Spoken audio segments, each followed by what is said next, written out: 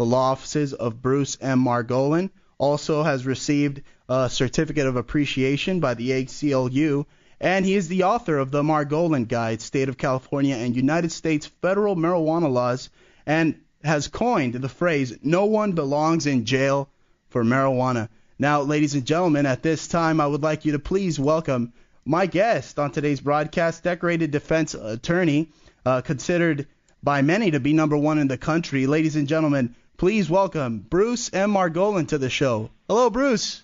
Hello, Bruce. There's two Bruces on today. That's beautiful. Hi. Right. Good morning to you and to your listeners. Thank you so much for being on. Talking to you. It's Bruce interviewing Bruce today. How's that? That sounds good to me. Sounds like a Bruce Lee movie. So that's three Bruces. Now, Bruce, so much has happened since I got the opportunity to speak with you in this never-ending battle to preserve our civil liberties as it pertains to cannabis. As you already know, Colorado and Washington have passed landmark legislation legalizing cannabis for both medicinal and recreational use. Now, it seems that Maryland may also jump on board as well. Bruce, my thoughts are, why isn't California at the forefront of this change? And what are your thoughts on this article from the Washington Post titled, "Penalties Will Drop for Pot Possession in Maryland"? Now, it states here that the article states the legislation would decrease the penalty for defendants found with less than 10 grams of marijuana, cutting the current maximum penalty of 1 year in jail and a $1,000 fine to about 90 days in jail and a $500 fine. Now, Bruce, that's still not good enough. I would advocate for complete and total decriminalization of cannabis nationwide. Your thoughts? Well, you've thrown out about 20 different subject matters here, Bruce. All right, okay, number one is, why isn't California leading this show? We have been leading the show. I think everybody else jumped on board and was able to springboard from our efforts here in California over the many, many years. We were the first ones to reduce marijuana possession, for example, to a fine in 1976, as opposed to any jail time. That was, way back in the Scone bill, which was tremendous change in our laws, tremendous. And so that's one thing in particular. No one goes in jail for marijuana for small quantities up to an ounce in California. And now it's reduced to an infraction. So if we're not leading the way, who is? Now, as far as total legalization is concerned, we've done our efforts. Prop 19 was very close in time last time around. As you know, it's 47% against, 50. It was pretty damn close. Right. So I think we showed our stuff. I think we led the way there, too. Now, that's some of those answers you have. Now, as far as the Maryland, I think that sucks. It makes it sick to my stomach to think about 90 days in jail for the herb. No one belongs in jail for marijuana. Not one day, not 1 hour, not one moment, not even the threat of going to jail. It makes me sick to even think about it.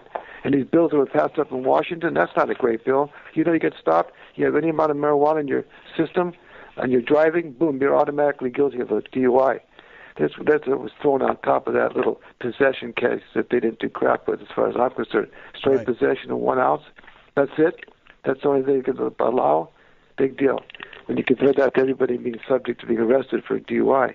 So, I applaud their efforts, but, they've got to be careful with what they're doing. Colorado, right now, it's really wonderful. We do have a bill that was presented to Congress this year, just a few months ago, matter of fact. 13 members of the U.S. Congress just introduced a bill that makes states that have medical marijuana patients, allow them to have access to business, distribute, and all the other things that have been voted for by the people, and the federal government should get out of it.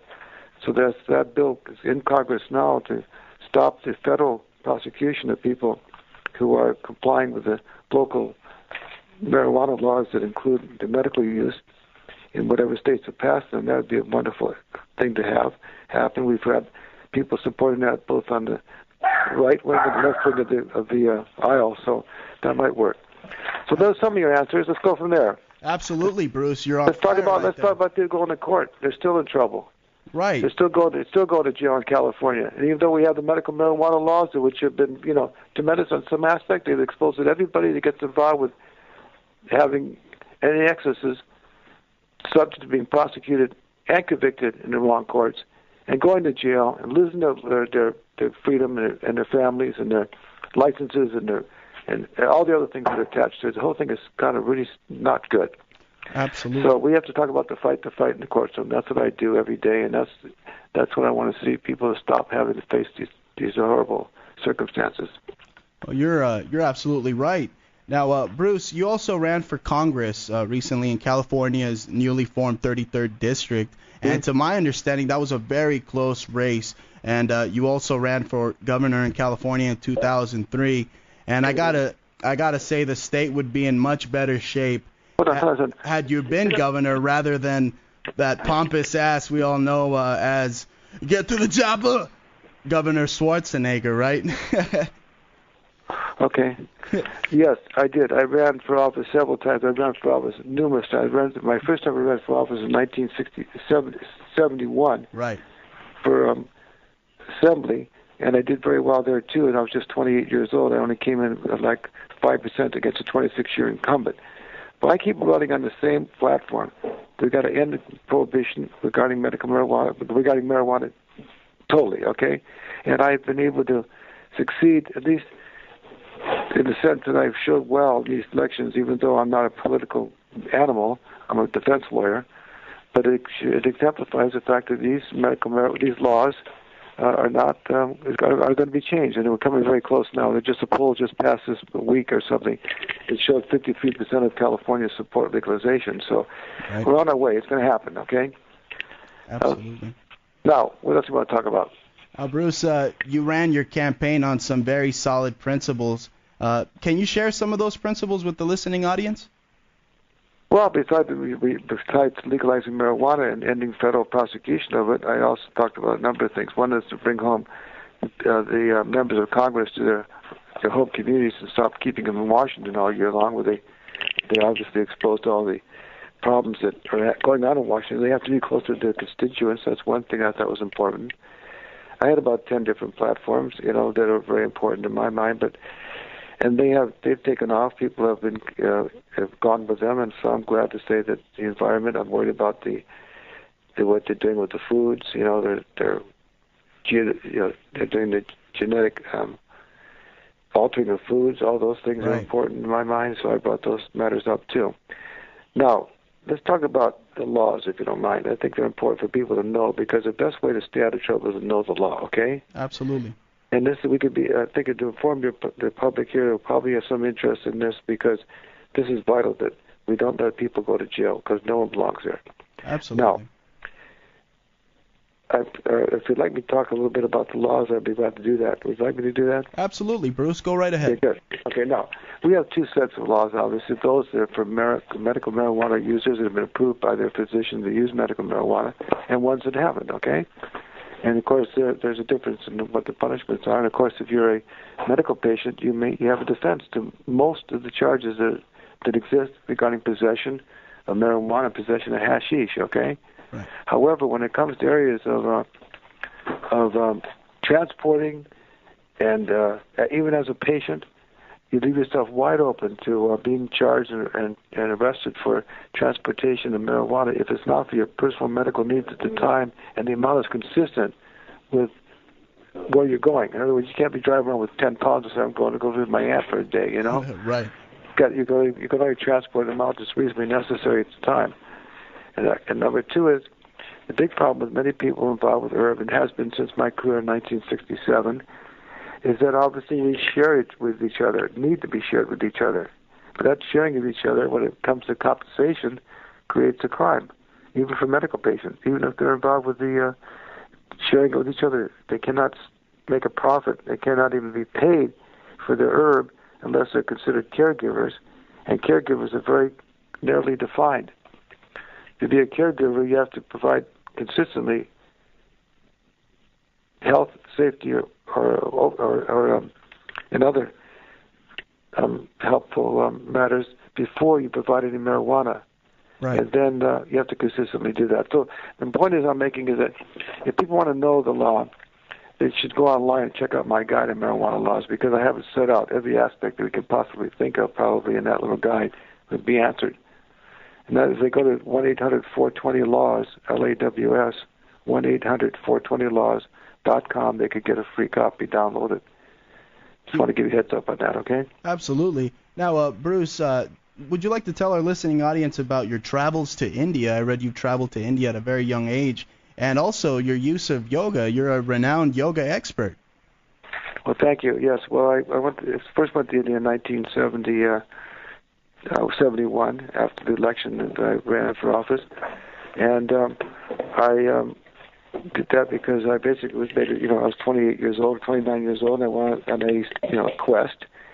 Didn't know exactly where I was going. I didn't expect to end up in India necessarily, but I had read and met someone named Richard Alpert, who had been the professor at Harvard in those years, working with Timothy Leary in experimentation of LSD and other, psychedelics. Right. And he had gone to India and came back and talked about the India teachings of India and the fact that these teachings could get you a lot higher than any LSD trip or anything else you could take, And so I'd heard that, and I was inspired by his thoughts that there was more important things than making money and all that, So I went on a quest, and I ended up going to I went to, Greece, and I went to Israel, and I went to Africa and all these places, but finally ended up in India. And while I was there, by coincidence and, serendipity of life, I was led right to the guru that Ram Dass, who had changed his name from Albert to Ram Dass, had been doubting, and so I've been involved with that element all my life since then, since my late 20s. And so as far as yoga is concerned, yoga I think I can't even talk about how valuable it is to people in so many different ways. And one way is, of course, the physicality of it, what it does to your body, how you make sure you're aware of what your body's doing, and that's very good. And of course, there's just all the other aspects of just the quietness of it and the opportunity to do, good things for your body without damaging it. That's it. So yoga's wonderful. I love it. Absolutely. I recommend it to everybody. Right. Yeah, Bruce, you are also the director of the National Organization to Reform Marijuana Laws, as I stated, and since 1973, so many prominent members have been a part of NORML. Hunter S. Thompson's one of them, Willie Nelson, I believe, and the lovely Cheryl Schumann, who was a guest on this show. Can you tell our listening audience about NORML and the organization's amazing contributions to cannabis reform?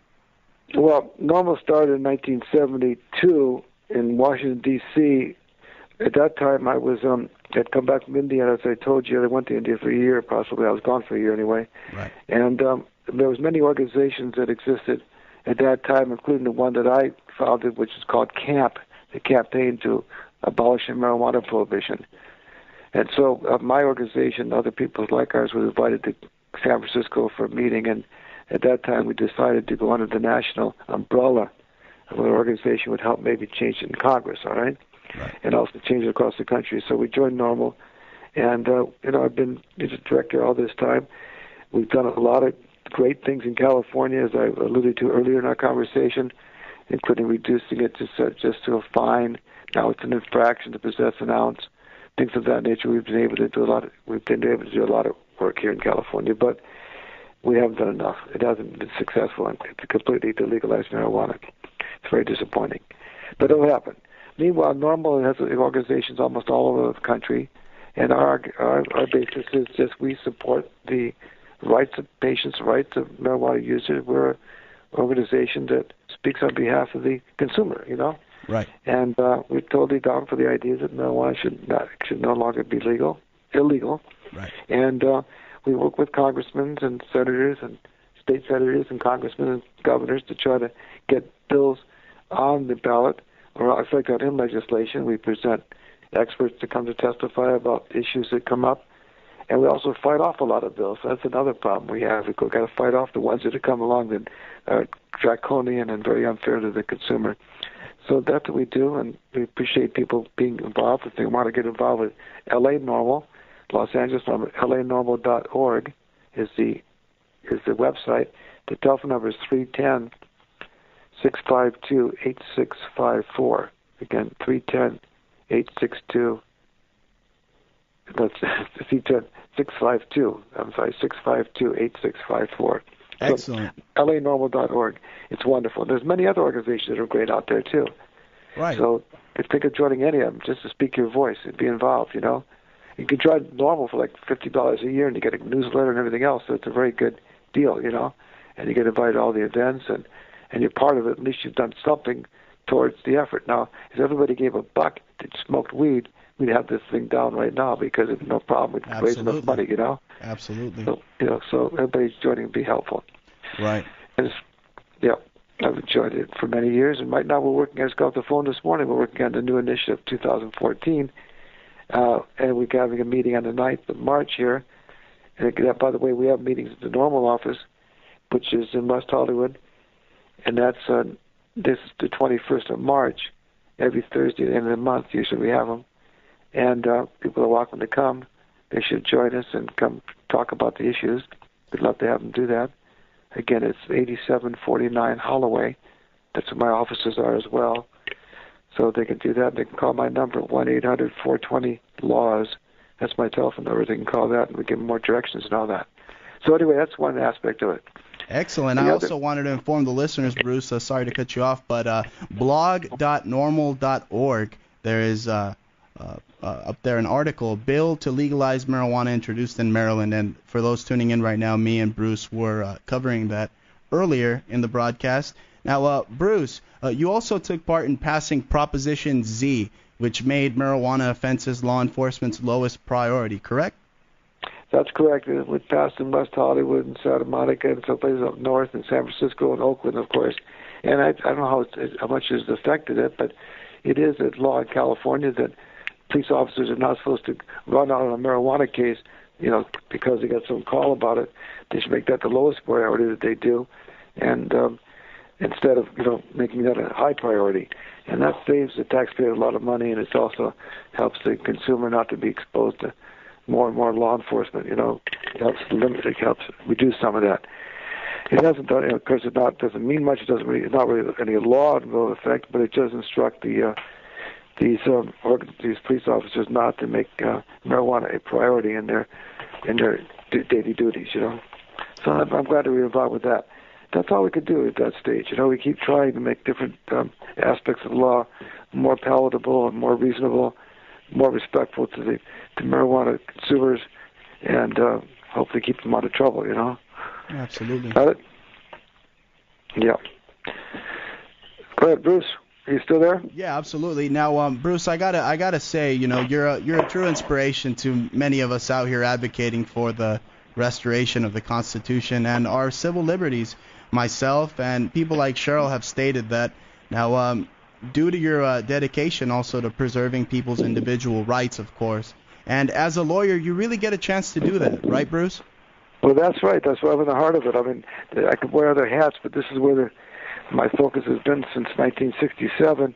I've defended more marijuana cases successfully than any lawyer in this country, I can assure you, and I continually do it. I'm very, very fortunate that my clients have a lot of good luck, I guess, and I seem to know the law very well, and I got a lot of respect from the court, so I really, it's a great opportunity to be directly in helping people, and that's what I learned from my experience in India, I was questioning, was this a valid lifestyle for me? Was this really the right thing, defending people and all that stuff? And my guru said, if you have a power, a boon, they call it, you should use it to help others, Right. So I came back from India, and I continue working in my practice, and I still love it. I love the opportunity to be of service. It's a great, direct way to help people.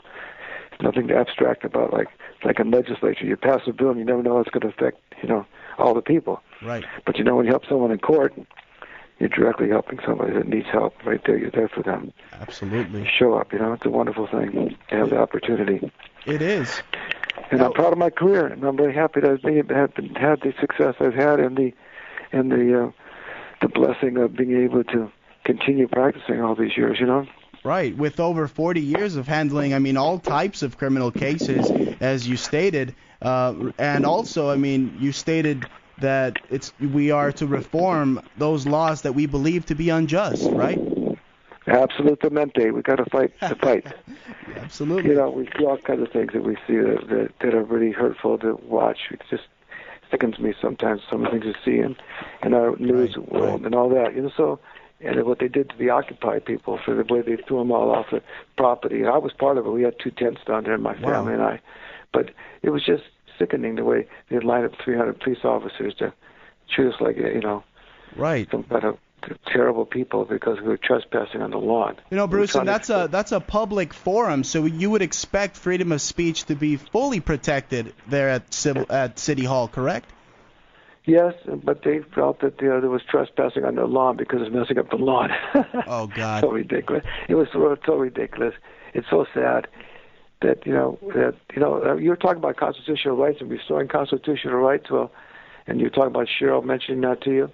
The reality is our rights are only as good as those who enforce them and those who interpret them. That's it. They don't mean crap. Excuse the expression, okay? No, you're right. You're absolutely right. They could talk about the language of the Constitution and what you think your constitutional rights are. That's against my constitutional rights. Well, unfortunately, there's no definition of the constitutional rights as far as I can tell. Now, There are human rights, and that's that we should talk about, human rights. And one human right we should have, or do have, is the right to decide what we do with our bodies as long as we're not hurting somebody else. And that's part of the underlying foundation of my concern about and my work with regard to trying to legalize marijuana, because it's an example of the right that we have, an inalienable right, a human right, that we should be able to make that decision for ourselves, again, as long as we're not burdening society with drug abuse or we're endangering others. And it's not like some drugs that can actually put people in a position where they have to have governmental help to be able to survive. Right. I can see that there's some argument there, But when it comes to marijuana, not only is it not harmful to the individual, right, but more and more studies seem to indicate it's very beneficial. Absolutely. And so that's another thing I'm very pleased to see, that the science has, shall we say, validated my sense of what marijuana meant to people using it. And so that's another big blessing in my world. Absolutely, Bruce. Now, what else? Like we were talking about earlier, your career as a lawyer, very decorated career. You have handled literally hundreds of criminal cases. Most notably, like we mentioned earlier, Timothy Leary, a man who's credited for the counterculture movement of the 1960s, of course, and who also he himself credited the CIA for introducing LSD to college campuses and across America. Now, Bruce, can you tell our audience in regards to you handling Leary's case? Yeah, well, Timothy Leary was first, he was a Harvard professor I mentioned earlier to you, with Richard Alpert, who became Baba Ramdas later on. That's who introduced me to the Eastern philosophy, okay, at a direct level. But anyway, nevertheless, Timothy Leary and Richard Alpert, Dr. Richard Alpert, were thrown out of Harvard for experimenting with these drugs with the students, okay, basically. And so they went off in their own path. And in the meantime, Ramdas went off to India, ultimately, and Leary stayed aboard with promoting the aspects of LSD, okay? Right. And he finally got busted in Laguna Beach for a couple of OZs, a couple ounces. And when he went to sentencing, I wasn't representing him at that time, but I know when he went to sentencing, the judge, instead of giving him a probation, which you expect a 50-year-old Harvard professor to get, he was given state prison because of an article he had wrote in a paper called the Daily Journal. It's like that, the Free Press. In that article, he wrote about the responsibility of drug dealers to their customers to make sure they got the proper drug, they should take it with them, and all this stuff, So the judge held up that article and put the man in prison. So Timothy Leary was then in prison in a place called San Luis Obispo. It was a minimum security prison. But in part because of all these LSD conspiracy counts that were being brought against the Brotherhood of Eternal Love, which was an organization that was distributing LSD, Timothy Leary was in danger of being indicted in those cases, saying that he was a leader of it, or was receiving money from it, or whatever else. That was one aspect. And the other aspect, he wanted to be free. So he made arrangements with the weathermen to pick him up on the highway, and he was able to shimmy up a telephone pole, believe it or not, some pole, and hang out a wire across the wiring of the jail there in San Luis Obispo, and was able to drop to the ground and run to the highway and got picked up with two different cars, one going south and one going north. I'm telling you kind of a long story, but it's kind of fun. Do you like it so far? Oh, absolutely. Keep going. Okay, so Timothy Leary was considered one of the most dangerous men in America at that time. Right. I mean, he was on the front pages of every paper. The President of the United States said he's the most dangerous person in America. I mean, he was like considered, the Pied Piper of the drugs world for these kids. They were using LSD, and they were using it without any kind of supervision. It was crazy, obviously, Right. And there were some issues that people had.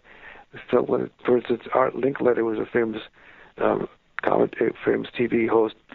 His daughter, jumped off the buildings under the influence of LSD, so he made it his personal effort to try to get him, and other people like that, So anyway, Timothy Leary felt threatened in jail, so he escaped. He ended up going to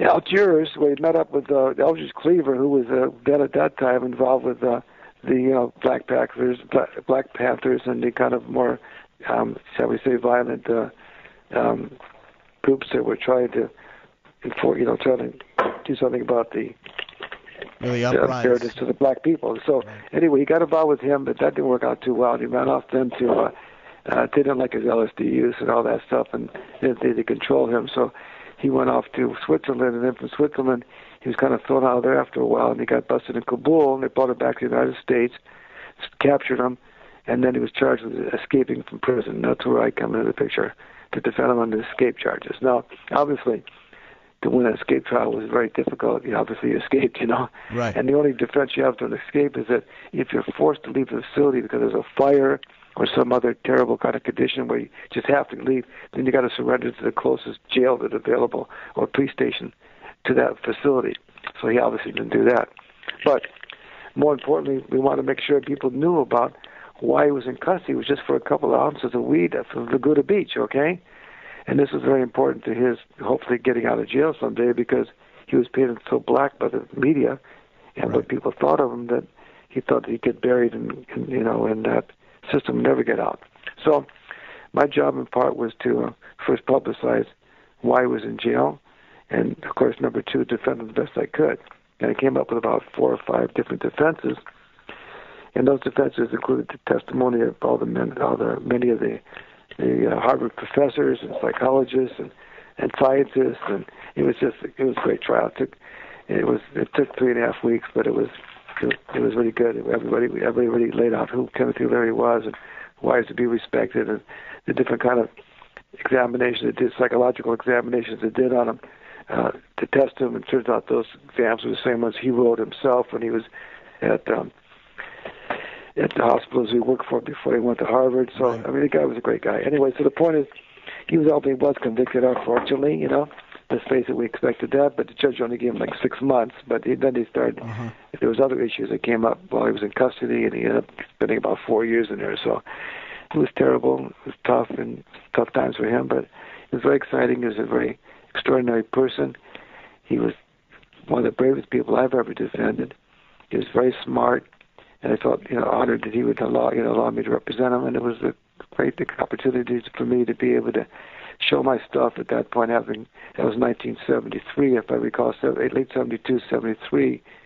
So I'd just gotten back from India, so I'd had the benefit of had been in practice for about 3 or 4 years before that, and had a very, very successful practice, which I left to go to India. Right. But I could come back and then defend him was a great opportunity to serve, So that was the experience with Timothy Leary, and of course he still reverberates in our society. My daughter's just graduating from Berkeley this year, and I noticed in their counting of their previous students or professors, they got Timothy Leary down there, for example. Mm-hmm. Proud of his being involved with Berkeley. And so it was a great girl. It's a great experience. I loved it. Yeah, that's absolutely wonderful. And also, you've handled Guns N' Roses, right? Right, my office did. There was they had a little problem in Beverly Hills Court. It was taken care of quickly, but yes, it was. And they did honor me on one of their albums. They put my name on the album as one of the people that they honored, so I felt very appreciated by that. Yeah, I've had a lot of opportunities to represent a lot of different people over the years. I don't like to talk too much about who they are because, it's not my it's not appropriate to Right, yeah, there is talk that about with criminal cases. confidentiality, You don't right. talk too much about your clients.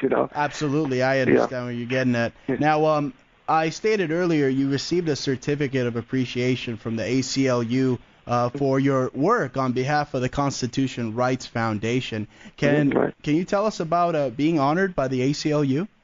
Of course. The first time I was honored was because I defended numerous people in the Vietnam War demonstrations, and so they appreciated me taking on the mantle for the ACLU, defending them. Of course, I was greatly successful. I got them all dismissed. And then I went on to be a speaker on behalf of the ACLU for a few years, doing different aspects of speaking engagements. So that's why they gave me that award, and I appreciate it. And I appreciate the ACLU. Thank goodness for them. In those days, you couldn't go into Disneyland with long hair if you were a male. I mean, those are the kind of things you had to deal with. Wow. They talk about constitutional rights. Those are the kind of things that the ACLU has really been able to protect and help us retain the ones we think are peacefully. I mean, that's a basic human right. You can grow your hair where you want to. It doesn't seem like it could tell you can't go into a otherwise public place without their permission because your hair was too long, Absolutely. Yeah. Now, along with being honored by the ACLU, you won the Criminal Defense Attorney of the Year. You were selected as Criminal Defense Super Lawyer, and you are the author of the Margolin Guide, the State of California and United States Federal Marijuana Laws Guide, where you not only cover the laws as they pertain to possession, cultivation, sales, transportation, you name it, but the marijuana laws in all 50 states. Now, Bruce, Mr. Margolin, can you tell us about your publication, the Margolin Guide? Well, I mentioned earlier, you can get it online at 1-800-420-LAWS.com or just 420-LAWS, LAWS.com. You can download a PDF. And you could also call my office at 1-800-420-LAWS. We can send you out a hard copy. Now, this little guide is used by everybody right these days because I outline all the important cases, God forbid, if you're in trouble, Right. For example, it has again, you can get it online, so you can just check it out. For example, these cases that come down from the Court of Appeals become very important when you, God forbid, face a case. You don't know the laws, and many lawyers don't know the laws. The typical criminal lawyer is not aware that marijuana laws are a completely different animal. Right. Matter of fact, I give lectures to the public defender's offices. I'm giving a lecture to the Beverly Hills Bar Association this Tuesday on how to defend these cases because they depend on knowing the laws and the cases that have come down over the years that have defined how the laws are going to be interpreted. For instance, I just spoke to you guys earlier about transportation of marijuana by marijuana patients. This case came down, People versus Wayman, in 2010. In that case, the defendant testified they kept his supply of marijuana solely and for his own personal medical needs in the trunk of his car to appease his mother, who did not want it in the house. Now, you think that was a pretty good thing to say, right? Right. Wrong. The Court of Appeals said, no, you can't transport marijuana unless for your current medical needs. This is what happens. People, they get stopped. They just can't keep their mouth shut, okay, because they want to think they know what they're talking about and how innocent they are. They're going to tell the cop how wrong he is.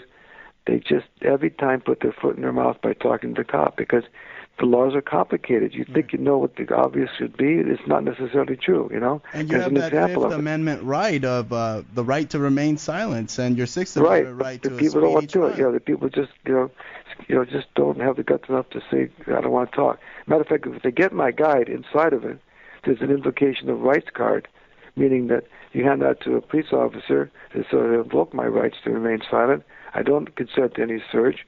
I don't want to be asked any questions about any of my property. And I asked them to let me speak to my lawyer and call Bruce Margolin if possible. They could use that little card and put it in their pocket, or just keep it. Just remember, don't talk to police officers. It doesn't help. Be polite. It's important to be polite, but otherwise, don't waive your rights to speak to them. And understand when you first get stopped by a police officer on the street, and you start talking to them, he doesn't have to give you any constitutional rights, the Miranda rights. He can ask you all kinds of questions so long as you're fool enough to answer them, as long as you're not under arrest and in custody. Until that time, there's no requirement of the constitutional rights being given. So there's an example how people put their words out there. They open up. They think they know what they're talking about. They start talking about where they're going with the marijuana, what they've done with it, blah, blah, blah. They don't have to do all that.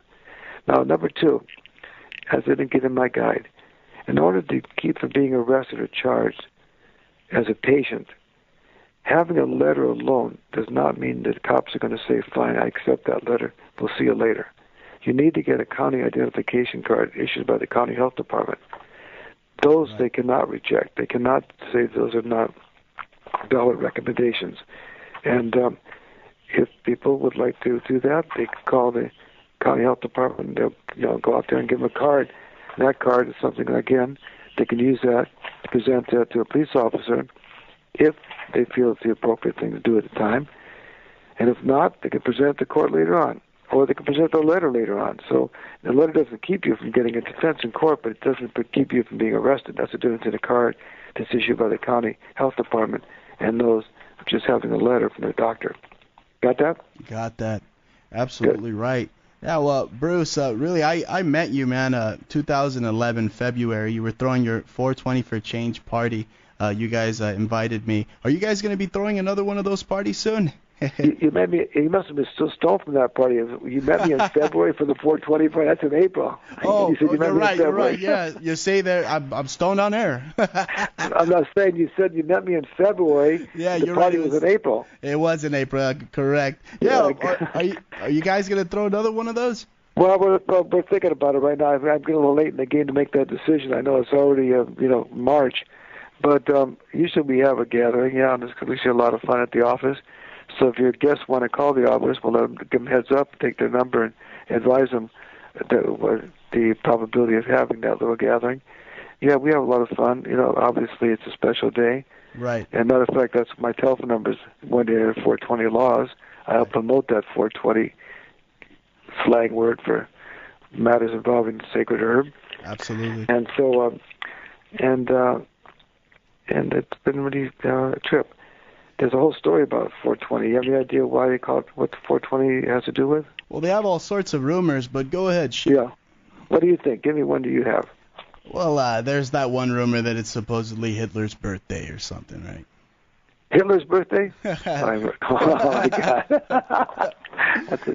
Anyway, no one really has the answer. It's true. The first time I heard it is up in Oregon. I was at some event, and I found out that the police officer's code word for someone smoking weed in public was like a 420 violation. Okay? Right. Then I heard that it was that Albert Hoffman, the person that discovered LSD in Switzerland, was working with it, got it on his fingers. He was driving home on his bicycle and came out at 4:20 in the afternoon from the LSD experience, Right. And then I've heard there's 420, some kinds of chemicals in the herb, and there's no real answer as far as I could tell, Right. Yeah, Bruce, I hope you throw another one of those parties. Man, you can certainly skank with the best of them, man. Then by skank, I mean dancing. That's a form of dancing, ladies and gentlemen. Well, thank you. I appreciate that. Yeah, I'm down for dancing. I love it, and because that's one of the reasons I feel so good about yoga. Right. Is keeps you cooking, And I'm still down for having all the physiology. I'm in good shape, and I appreciate yoga for that. Absolutely. It's very important. Well, Bruce. Yeah, I like to dance. I like to dance. I like to party. Right. And I like to see the laws change. I like to kick ass in court, and I like to defend people and give them and help them stay out of trouble. But staying out of trouble, they could I just offer my guidance. It gives them the answers. They just read the darn thing. They maybe, be able to stay out of trouble. They don't have to call me. But if they do need me, believe me, I'm down for it. So they can call me anytime in my office, and I'll be there for them if they need me. Okay? Absolutely, and that's 1-800-420-LAWS.com. Again, that's 1-800-420-LAWS.com, right? Right, that's my office. That's my website. My office number is the same, 1-800-420-LAWS, LAWS, yeah. Great. Now, Bruce, unfortunately, we are out of time. It was truly wonderful having you on the show, Mr. Margolin.